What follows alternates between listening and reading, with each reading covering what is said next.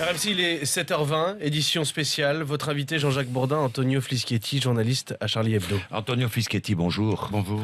Vous n'êtes pas dessinateur, je le précise. Vous êtes rédacteur à Charlie Hebdo, journaliste depuis 15 ans à Charlie.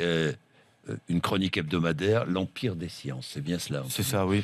Hier, vous n'étiez pas à la rédaction. Non, j'étais pas là, j'aurais dû y être, puisque c'est la réunion hebdomadaire. Mais il se trouve que j'étais aux obsèques de ma tante, en province. Sinon, j'étais exactement ma position habituelle, ma place habituelle entre Honoré, Tinius. Voilà. Et j'ai appris en sortant des obsèques la catastrophe. Ce qui s'est passé. Ce qui s'est passé, oui.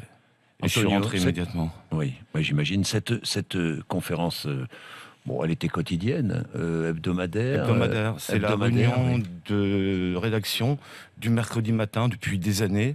Tous les mercredis matins à 10h, entre 10h et 13h, nous avions cette réunion. Et c'était le seul moment où toute l'équipe était réunie, puisque le reste du temps, on travaillait chacun de notre côté, plus ou moins, où on se revoyait épisodiquement. Mais le mercredi matin, tout le monde était là. Ce qui veut dire que les terroristes étaient renseignés, savaient qu'il y avait cette réunion le mercredi matin. Bien sûr qu'ils le savaient. C'est le seul jour de la semaine où nous sommes tous là, autour de la table de rédaction. Et moi, c'est le seul jour où je viens comme d'autres.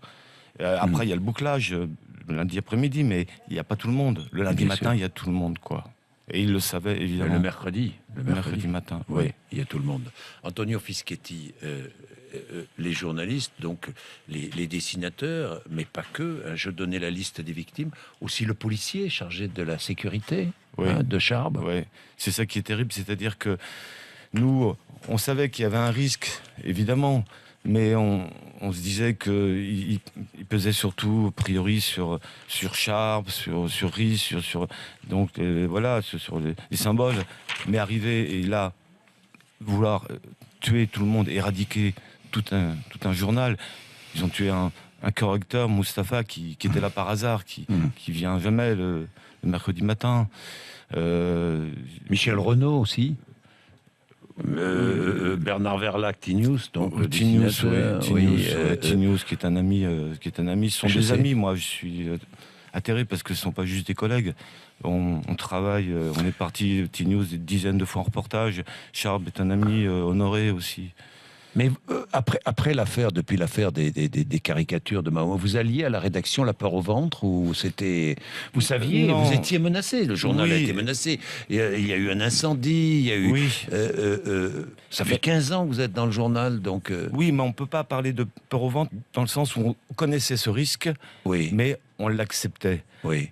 Ce risque, Charbes, qui le vivait bien plus profondément, puisqu'il était menacé directement par Al-Qaïda, il était sous protection policière, le connaissait, on était lucide. Il n'y avait pas de parano. Mais c'était pas une parano. C'était pas une parano. Non, c'était pas une parano, parce qu'on savait que ce qu'on avait à faire était plus fort que le risque.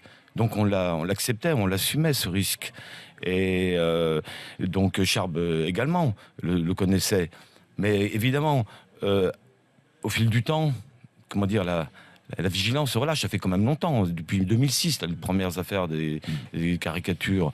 Donc après l'incendie boulevard Davout, il y a eu une protection policière permanente, une voiture de policier devant le journal en permanence. Après, de moins en moins, après c'était le mercredi matin.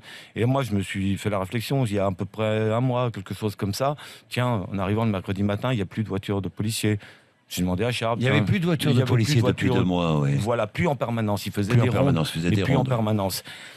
Et c'est pour ça que Charbes, j'étais un peu, disons, surpris. Il m'a dit, que, évidemment, voilà, au fil du temps, ce qui est un peu normal aussi, ça se relâche, qu'il faisait des rondes de temps en temps. Et c'est ce qui me fait dire aussi que les tireurs ont dû remarquer qu'il n'y avait plus cette voiture. Ça ne veut pas dire qu'ils ne seraient pas rentrés, mais quand même, ça dissuade quand même. Charbes avait lié amitié avec ces policiers qui assuraient sa protection. Il partait même en vacances avec eux. C'est-à-dire, il partait en vacances, c'est pas du plaisir, il partait en vacances pour le protéger. Pour le protéger, Pour le protéger. Oui. Mais en tout cas, disons qu'il vivait en permanence. Évidemment, quand vous vivez pendant des années, 24 heures sur 24, quasiment avec des policiers, finalement, nous aussi, on plaisante. Ce sont des collègues. Parlons de Charlie. et de l'avenir de Charlie maintenant? Parce que la volonté, c'était de tuer un journal, au-delà de tuer la liberté d'expression, tuer un journal, un acte de guerre. Ben, tout à fait, tout à fait. Alors, moi, je me suis dit au début, comment peut-on continuer Charlie quand j'ai appris ça hier avec, disons, des gens qui sont irremplaçables. Bon, moi, Oui. je suis un rédacteur, je dirais, je suis interchangeable, mais des gens comme Charb, comme Cabu, comme Wolinski, chacun Oui. est unique. Et puis, là, je me dis ensuite qu'il faut pas justement, il faut pas leur donner raison. Il faut continuer, il faut absolument justement que Charlie survive à cela. Sinon, c'est leur donner raison. Et c'est la dernière chose à faire. La dernière chose à faire, vivre toujours et vivre debout. C'est ce que disait, mourir debout plutôt que de vivre à genoux. Voilà ce que disait précisément Charb, ce que répétait Charb. Oui. C'était l'une des phrases. Je voudrais reprendre, tout à l'heure nous avons lu en tour de table des phrases prononcées par ceux qui sont morts, vos amis, hier.